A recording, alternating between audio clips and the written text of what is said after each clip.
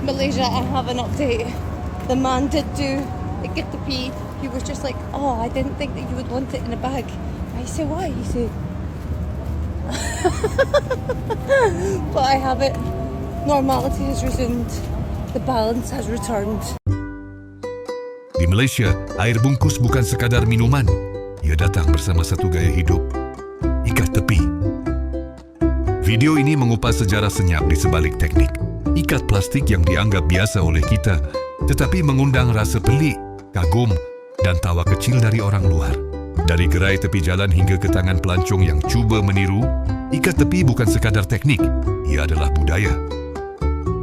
Santai, berlapik, dan penuh pemerhatian sosial. Sebab kadang-kadang, perkara paling kecil itulah yang paling jujur menceritakan siapa kita. TV Rosak Studio, cerita biasa kita jadikan bermakna. Ikat tepi, sejarah senyap, dan kenapa orang luar terpinga-pinga. Pergi ke pekan membeli cawan, singgah sebentar di gerai kopi. Ada gaya tak perlu berlawan. Cukup ikat tepi, terus jadi identiti. Kalau pelancong datang ke Malaysia, mereka mungkin terkejut dengan banyak perkara. Makanan pedas, bahasa rojak, semua orang dipanggil bos. Tapi satu perkara kecil yang sering mencuri perhatian ialah cara kita mengikat plastik, ikat tepi. Bukan ikat tengah, bukan guna getah, apatah lagi klip besi, air bungkus, teh ais, kuah laksa, sampai nasi lemak bungkus. Semuanya diikat di tepi dengan penuh yakin. Bagi kita, ini perkara biasa. Bagi orang luar, ini satu misteri budaya yang sukar difahami, tapi menarik untuk diperhatikan.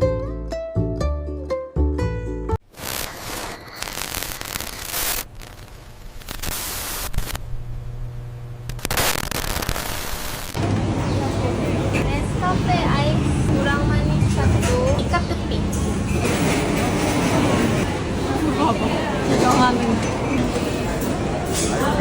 이거 나왔다. 나왔네. 와, 신기하다. 오면. 들고 있어야 된다. 다 마실 때까지 이렇게 들고 있어야 돼. 네, 이거 뭐 매듭이 신기하다. 신기하지? 어떻게 이렇게 묶었지? 한국 이런 거 없어.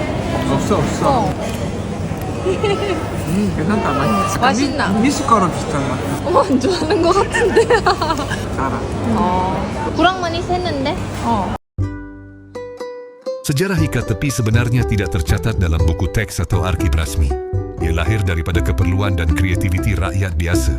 Zaman dahulu, plastik bukan barang mewah, tetapi juga bukan semurah hari ini. Ikat tepi menjadi cara paling praktikal untuk memastikan cecair tidak tumpah, mudah dipegang, dan senang digantung di jari atau motosikal.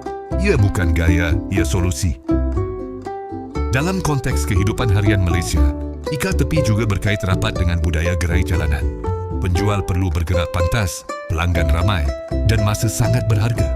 Ikat tepi lebih cepat berbanding ikat tengah. Sekali pusing tarik siap, tanpa sedar, kecekapan ini menjadi standar tidak rasmi. Semua faham, semua ikut. Tiada mesyuarat, tiada garis panduan. Ia tersibar secara organik.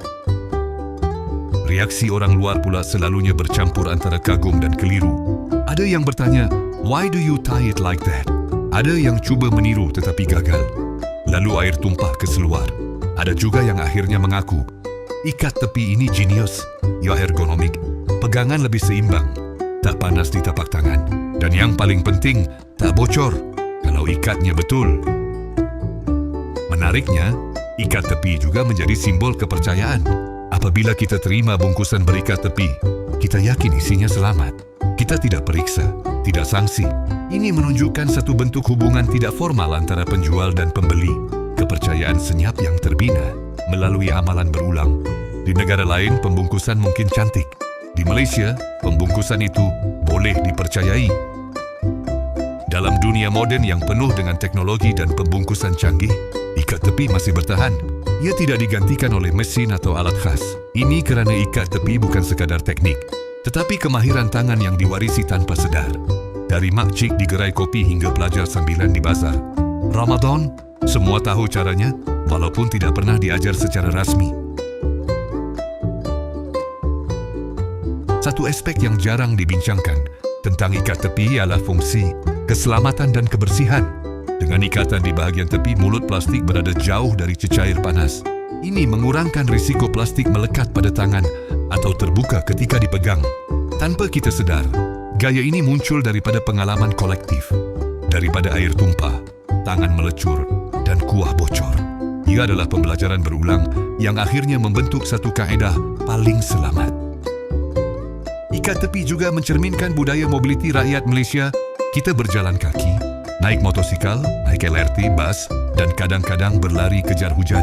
Ikatan di tepi memudahkan bungkusan digantung di jari, di cangkuk motosikal, atau di pemegang basikal.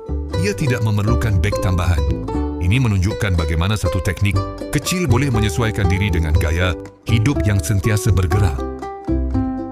Dari sudut sosial, ikat tepi menjadi bahasa tidak rasmi antara rakyat tempatan.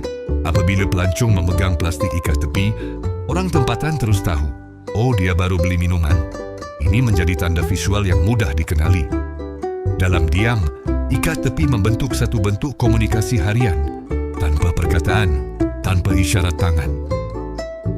Reaksi orang luar yang cuba mempraktikkan, ikat tepi selalunya menjadi momen lucu dan jujur.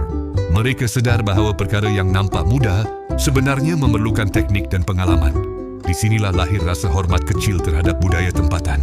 Ikat tepi menjadi pintu masuk untuk memahami bahawa budaya bukan sekadar tarian atau pakaian tradisional, tetapi juga perbuatan kecil yang dilakukan dengan konsisten. Akhirnya ikat tepi boleh dilihat sebagai simbol kebijaksanaan rakyat biasa. Ia bukan ciptaan seorang pakar, bukan hasil kajian makmal, dan bukan tren global. Ia lahir dari dapur, gerai, dan jalanan. Perkara ini berkembang kerana ia berfungsi, dan ia kekal kerana ia dipercayai.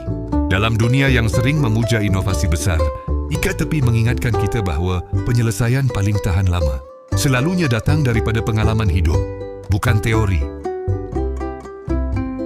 If it's your first time in Malaysia, there's some cultural norms that may surprise you. Ikat tepi, or drinks in a bag. When you first arrive, you may be surprised by the sight of people walking with drinks in a bag. Drinking from a bag is very normal here. It's the takeaway cup of Malaysia, and it's called ikat tepi, or tied from the side. It's actually very ingenious because motorcycles are so common here. You can just hang them onto your handlebars or onto the little hooks in your car as you make your way home. Kesimpulannya, ikat tepi mungkin kelihatan remeh, tetapi disitulah terletaknya jiwa masyarakat Malaysia. Praktikal, kreatif, dan sentiasa mencari jalan paling masuk akal. Ia mengingatkan kita bahawa identiti bukan hanya pada perkara besar seperti sejarah dan monumen, tetapi juga pada gerakan tangan kecil yang dilakukan setiap hari. Dan mungkin dalam dunia yang semakin rumit, gaya hidup seperti ikat tepi ini mengajar kita satu perkara penting. Kesederhanaan selalunya paling berkesan. Kami akhiri video ini dengan serangkap pantun. Pulang senja membawa delima. Teh ais dibeli masih tak tumpah. Dalam hal kecil kita belajar makna. Bijak hidup tak perlu gah.